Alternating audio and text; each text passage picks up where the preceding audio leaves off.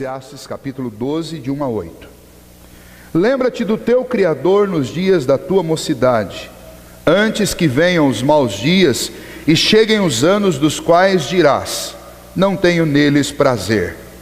Antes que se escureçam o sol, a lua e as estrelas do esplendor da tua vida, e tornem a vir as nuvens depois do aguaceiro, no dia em que tremerem os guardas da casa, os teus braços, e se curvarem os homens outrora fortes, as tuas pernas, e cessarem os teus moedores da boca, por já serem poucos, e se escurecerem os teus olhos nas janelas, e os teus lábios, quais portas da rua, se fecharem. No dia em que não puderes falar em alta voz, te levantares a voz das aves, e todas as harmonias, filhas da música, te diminuírem. Como também quando temeres o que é alto, e te espantares no caminho, e te embranqueceres como floresce a amendoeira, e o gafanhoto te for um peso, e te perecer o apetite, porque vais à casa eterna. E os pranteadores andem rodeando pela praça, antes que se rompa o fio de prata, e se despedace o copo de ouro, e se quebre o cântaro junto à fonte, e se desfaça a roda junto ao poço, e o pó volte à terra como era, e o espírito volte a Deus que o deu. Vaidade de vaidade, diz o pregador, tudo é vaidade. Vamos orar mais uma vez. Senhor nosso Deus, ajude-nos, ó Pai, a compreender a importância, a profundidade deste alerta conclusivo do pregador inspirado pelo Teu Espírito para a nossa vida. E que, ó Deus, atentando para aquilo que a Tua Palavra nos ensina, nós, ó Deus, sejamos, ó Pai, resolutivos em relação à maneira como temos vivido. E, ó Deus, tomemos atitudes para que a nossa vida seja, ó Pai, proveitosa neste tempo que o Senhor nos concede aqui. É a nossa oração em nome de Jesus. Amém. Nós vimos na semana passada sobre esse texto as duas primeiras questões. O tema destes 8 versículos pode ser descrito com a seguinte frase: antes que seja muito tarde. Antes que seja muito tarde. Lembre-se do Senhor enquanto você é jovem. Antes que seja muito tarde. Lembre-se do Senhor enquanto você é jovem, para fazer aquilo que é próprio dos jovens, para louvar e servir a Deus com a força da juventude. Lembre de fazer isso, porque isso vai dar a você hábitos para a vida adulta, porque se você lembrar do seu Criador e servi-lo na sua juventude, você também o servirá na vida adulta. Lembre-se de fazer isso, porque nós não sabemos quantos dias o Senhor nos dará. Então aproveite para adorá-lo e servi-lo na sua juventude. Devemos lembrar do nosso Criador, do Senhor nos dias da mocidade, porque assim como nós passamos a ter convicção da presença dele na mocidade, você também vai poder lembrar disso na vida adulta e na velhice, e você também lembrará que ele estará com você lá. Então nós podemos falar sobre vários, eu citei vários pontos aqui na semana passada, mas o primeiro ponto é: antes que seja tarde, lembre do Criador nos dias da tua mocidade. O segundo ponto que nós vimos é: antes que seja tarde, lembre-se do seu Criador antes que chegue a velhice. Antes que chegue a velhice, por quê? Porque quando a velhice chega, tudo vai ficando mais difícil. E não é uma questão de querer justificar-se diante das dificuldades, é uma questão de lidar com o real.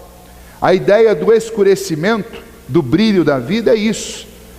Para o pregador Salomão, ele está enfrentando, possivelmente quando ele está escrevendo Eclesiastes, essas dificuldades todas. E ele descreve o fim da vida como um escurecimento. A luz se vai em todos os sentidos, e tudo vai ficando meio turvo, meio escuro. Desde a visão, a tudo que tem a ver com a vida, com as expectativas, com os horizontes, tudo vai ficando limitado. Os braços ficam fracos, as pernas ficam trêmulas, a visão diminui, a audição diminui, a capacidade de falar alto diminui. Isso vai ser muito traumático, mas a capacidade de falar alto diminui. Você vai começar a acordar junto com o som dos pássaros, cedo demais. O sono não chega à noite, vai dormir muito tarde. não consegue ficar acordado. Você não lembra mais de muitas coisas. Eu até citei que um escritor disse algo interessante sobre a velhice. Ele disse: a velhice é marcada por 3 questões importantes. A primeira delas, a perca de memória. As outras 2 ele não lembrava mais o que era, então ele não podia falar. A velhice é assim, você vai perdendo a memória e vai perdendo o apetite também, né, Jó? Essa parte é a mais dura de todas, perder o apetite. Então, o pregador disse: lembra do teu Criador antes que chegue a velhice, porque na velhice você não vai conseguir fazer as mesmas coisas, você vai ter muita dificuldade. Aproveite para servir ao Senhor no vigor da sua vida. Na velhice você também servirá ao Senhor, mas com muitas limitações que você não tinha antes. Esses são os 2 pontos que nós vimos na semana passada. Mas como o nosso querido pregador, ele nunca para naquilo que para nós já é suficiente, ele sempre vai um pouquinho mais adiante e lida com aquilo que a gente não quer olhar, com aquilo que é dramático, aquelas verdades inconvenientes. Ele vai concluir a história. Há tempo para ser moço, há tempo para ser velho, e finalmente vai chegar o tempo de deixar de estar vivo. E então a terceira ordem dele para nós nesse texto é: lembre-se do seu Criador enquanto você ainda está vivo. E ele descreve isso a partir do versículo 6, e aí nós lemos, e essa descrição é uma descrição de morte. Ele está dizendo o seguinte: antes que se rompa o fio de prata. Do que ele está falando? Bom, ele vai fazer uma analogia aqui interessante, vai usar várias figuras para descrever o fim da vida. O fio de prata, provavelmente ele está falando sobre a tênue ligação entre espírito e alma e corpo. Nós não sabemos como essas coisas estão juntas, como elas estão ligadas. Nós apenas sabemos de uma coisa: que quando este fio se rompe, é inevitável, não tem mais jeito. Nós morremos. O espírito volta para Deus e o corpo volta ao pó. Então ele está dizendo: olha, qual é o tempo para você servir ao Criador? O tempo de você servir ao Criador é o tempo em que você ainda está vivo, porque depois que esse fio se parte, não tem mais jeito. Antes que se despedace o copo de ouro. Provavelmente essa alusão, esta frase, essa colocação copo de ouro, era usada para descrever a capacidade mental, o cérebro, o intelecto de uma pessoa. Esse é o copo de ouro que alguém tem. Ou seja, o grande tesouro é o conhecimento, é a minha capacidade cognitiva. Então ele está dizendo: olha, antes que o nosso cérebro pare de funcionar, sirva ao Criador antes que o seu copo de ouro se quebre, se despedace. A terceira figura que ele usa é o cântaro junto à fonte. Aí ele está falando de coração. Fonte, cântaro, essas coisas estão ligadas ao coração, à emoção. Então ele está dizendo que antes que se quebre a sua capacidade de sentir, adore o Criador, sirva ao Criador, porque depois que o fio se parte, que o copo de ouro se despedaça e que se quebra o cântaro junto à fonte, não tem mais alma e espírito, não tem mais pensamentos e não tem mais emoções. Você está morrendo. E antes que se desfaleça a roda junto ao poço. A ideia é de sistema circulatório, tá? Eu não sei quantos aqui tiveram a experiência de ter em casa um poço no fundo do quintal. Em cima do poço as pessoas construíam uma caixa. Eu sei o que é isso, porque na minha infância não tinha água encanada em casa, e eu era o responsável, porque os meus braços eram bem fininhos, eu era o responsável de tirar água o dia inteiro. Aquilo ali é muito melhor do que uma academia. Vocês não precisam gastar dinheiro com a academia, e é musculação e dá um bom resultado. Mas você tinha que, o dia que era dia de lavar roupa, esse dia o café e o almoço tinha que ser reforçado, porque era o dia inteiro rodando o nome é estranho, mas é assim mesmo que a gente chamava, o sari. É o nome que você dá para aquela manivela de madeira lá, que tem uma corda enrolada que puxa a água. Na realidade é um sistema circulatório, bem arcaico, mas é um sistema. Desce o balde, enche de água, você tem que amarrar uma pedra na beirada do balde, para quando ele cair lá ele virar. Enche de água, você vai para a manivela, levanta, chega o balde na tampa do poço, tira o balde, joga na caixa. E aí você vai fazer isso inúmeras vezes. Você está fazendo circular algo que está parado. É essa a ideia do texto. A ideia é quando se romper o fio ou a roda junto ao poço, quando acabar esse sistema circulatório improvisado que a gente tem.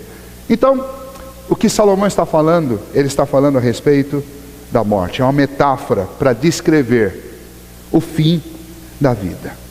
Eu só posso adorar a Deus e servir ao Senhor sobre esta terra enquanto houver vida no meu coração, na minha mente, minha alma, no meu sistema circulatório, no meu corpo físico. Então, é urgente, porque eu não sei quando isso vai acontecer. Esse fio pode se partir a qualquer momento de forma acidental, ou ele pode se partir lá no fim da vida, depois da velhice. Mas o fato é que esta verdade inconveniente, para a qual nós não gostamos de olhar, ela é real, factual, e ela é inevitável, não tem jeito. Como eu não sei qual é o tempo que eu devo usar para adorar e servir ao Senhor? Amanhã? Não, eu não sei se o fio de prata estará ligado ou cortado amanhã. O tempo de servir ao Senhor é hoje. O tempo de fazer o bem a um irmão meu, quando é? Amanhã? Não, é hoje. Por quê? Porque amanhã eu não sei se ele estará vivo, ou se eu estarei, ou se ambos estaremos. Qual é o tempo de eu lembrar do meu Criador e dedicar a minha vida para o Senhor e para fazer as obras que o Senhor quer que nós façamos? O tempo é hoje. Nós podemos apenas discursar hoje, mas o discurso não é o fazer. O que o Senhor espera de nós é que de fato nós façamos. E o que Salomão está dizendo, olha, façam agora, porque é agora que vocês estão vivos. Se você está ouvindo o que eu estou dizendo aqui, se nós estamos lendo o que Salomão disse, é porque nós estamos vivos. Qual é a hora de eu lembrar do meu Criador? É agora. Porque depois que o fio se partir, não há mais nada o que eu possa fazer. A Bíblia diz que para o mundo para onde nós vamos, para o lugar onde nós vamos, ninguém trabalha. Não há como você fazer obra alguma. Enquanto estivermos no céu, enquanto estivermos nesse período entre a consumação da história e o novo céu, antes que o novo céu e a nova terra venha, nós não estaremos em serviço. O corpo volta ao pó e o espírito volta a Deus. Não há serviço, não há trabalho. Não há mais o que ser feito para demonstrar sua fé. Não há mais o que ser feito para que um outro coração seja convertido a Cristo Jesus. Simplesmente tudo se encerra. O ponto da passagem é que Salomão está nos chamando a servir ao Senhor e adorá-lo enquanto há vida, enquanto há ar nos nossos pulmões. E a justificativa final de Salomão para que eu faça isso é lembrar do meu Criador, porque o resto tudo é vaidade. Ele vai terminar o versículo 8 dizendo isso: vaidade de vaidade, diz o pregador, tudo é vaidade. Qualquer coisa que nós façamos com a nossa vida diferente daquilo que Ele nos recomenda fazer, que é lembrar do Criador, na mocidade, na vida adulta, na velhice, antes que eu morra, qualquer outra coisa que eu faça com a minha vida não passa de uma grande ilusão, de uma grande vaidade. E ele descreve esse aspecto do quanto a nossa vida não passa de vaidade, exatamente com a figura da morte, porque ele diz o seguinte: olha, quando você morre, veja bem o que acontece com você. Só sobram as lembranças, só sobra o vapor, porque o corpo volta a ser pó e vai para dentro da terra, e ele vai se misturar com a terra, e o espírito volta para Deus, vai ser acolhido nos braços do Pai, como Lázaro estava lá nos braços, nos seios de Abraão, como Jesus descreve na história que nós lemos nos Evangelhos, e vai ser acolhido pelo Pai. E esta vida, como nós a conhecemos aqui, ela simplesmente, como um breve pensamento, como um vento, como uma neblina, se dissolve e acaba. Ninguém leva nada consigo. Caixão não tem gaveta. Paletó de quem investe, paletó vestido em quem parte, não leva carteira junto, não leva celular. Existem uns malucos por aí que deixam um testamento que querem ser enterrados junto com as suas coisas, mas você não vai usá-las. Isso é óbvio. Então o que adianta essa correria toda nossa, essa loucura nossa por fazer 1 milhão de coisas em função dos nossos próprios prazeres, a juntar dezenas e dezenas de coisas e tentar garantir segurança e tantas estabilidades para a nossa vida, se isso tudo não tem o menor valor. O que de fato tem valor debaixo do sol, como diz o pregador, é lembrar-se do seu Criador. Se você tiver a oportunidade de trabalhar e puder trabalhar, trabalhe para o seu Criador. Se você tiver a oportunidade de desfrutar do fruto do seu trabalho, desfrute para o Criador. Se você tiver a oportunidade de dedicar tempo para estudar a palavra de Deus e para ensiná-la a outros, faça pelo Criador. É isso que Salomão está dizendo. Que a motivação maior na minha vida deve ser fazer algo para o Criador. Foi para isso que nós somos feitos. Olha, todos nós, antes de nos tornarmos membros professos dessa igreja, tivemos que aprender a respeito dos símbolos de fé. Tivemos que estudar, e se não tivemos, estudamos depois sobre o catecismo, que tem como a primeira pergunta, qual é o fim principal do homem? O fim principal do homem qual que é? Glorificar a Deus, e desfrutar dele, gozar dele para sempre. Tudo na minha vida está contido dentro desses aspectos, e é isso que o pregador está dizendo. Seja jovem, mas seja um jovem que vive a juventude primeiramente para o Criador. Desfruta dos prazeres da juventude, mas faz isso para o Senhor. Seja um adulto que trabalha, que constrói, que sonha, que prospera, mas faça isso para o Criador. Seja um idoso que ensina, que compartilha, que abençoa, mas faça isso para o Criador. Porque o que importa nessa vida é lembrar-me do meu Criador, do meu Senhor, enquanto eu tenho juventude, enquanto eu estou idoso, enquanto eu tenho vida. Porque depois não há mais trabalho a ser feito. E a nossa vida, e tudo que ela representa aqui debaixo do sol, não passa de um grande vapor. E nós vamos passar, e a vida daqueles que vão continuar aqui vai continuar, e em pouco tempo as pessoas acabam esquecendo de nós. E as lembranças ficam em poucos corações que nos amaram e que compartilharam da vida conosco. Mas os demais vão continuar vivendo e tudo vai passar até o último dia. Então a palavra do Senhor para o nosso coração nesta manhã, e eu quero encerrar dizendo isso para vocês. Nós devemos considerar o seguinte: o Senhor nos deu dias para viver e para servi-lo. Nós não estamos nos tornando jovens, cada vez mais jovens a cada dia, é o contrário. E se você não está se tornando jovem, ou cada vez mais jovem a cada dia, mas sim como eu, você tem se tornado velho, mais velho a cada dia, é urgente que eu retome aquilo que é proposta de Deus para a minha vida, usar o meu tempo, o meu dia, a minha força, o meu coração, para servir ao Senhor. Segundo, Deus me destinou para a vida eterna, e a proposta que o meu coração carnal quer seguir é ir em direção às vaidades da vida. Hoje eu preciso escolher o que eu quero fazer com a minha vida.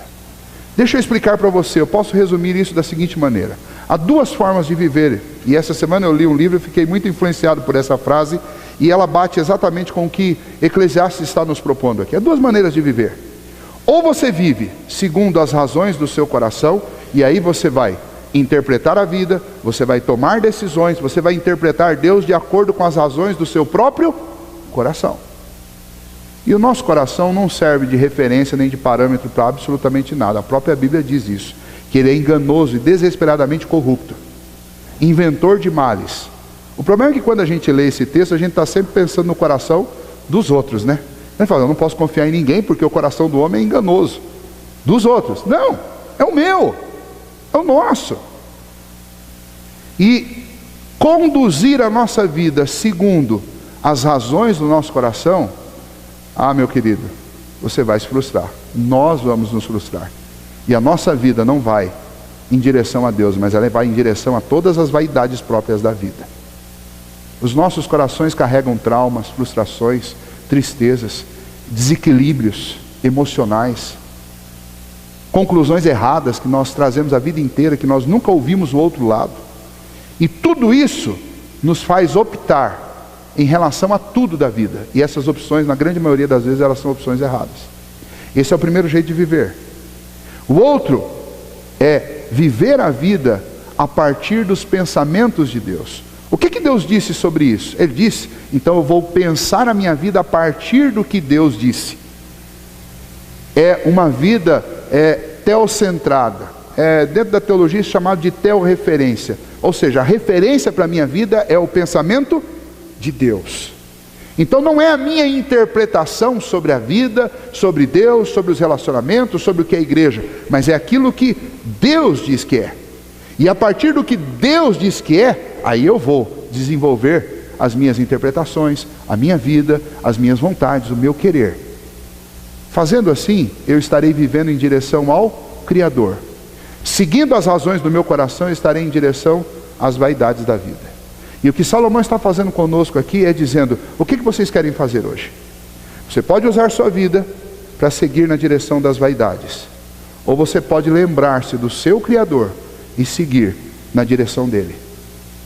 Hoje nós estamos diante de vida curta, terrena e fadada à morte, e vida eterna, esperança, prazer, privilégio, graça de experimentar a presença de Deus para sempre. E essa escolha é uma escolha que cada um de nós tem que definir. Tem que definir. O Espírito Santo nos convencerá a respeito do que é verdadeiro. Eu não posso fazer isso por você. Mas diante de nós o que Salomão está colocando é vida e morte. É presente e eternidade. É finito e infinito. É vaidade ou Deus. O que eu quero para a minha vida? Que nós todos possamos refletir sobre isso e nos preparar para a eternidade. A eternidade no inferno eu posso dizer que é a eternidade na vaidade e no resultado da vaidade. No final de uma vida de busca por vaidades, por ilusões, há apenas um lugar de pranto, de dor e de ranger de dentes. No final de uma vida teocentrada, uma vida que tem como Deus como a referência, esse lugar é a eternidade. E eu preciso hoje considerar o que eu estou fazendo. Se eu passo 100% do meu tempo fazendo apenas o que o meu coração quer, do jeito que ele interpreta, eu estou vivendo segundo as razões do meu coração, e isso vai terminar muito mal, porque o meu coração me encaminha para aquilo que é vaidade, para a ilusão.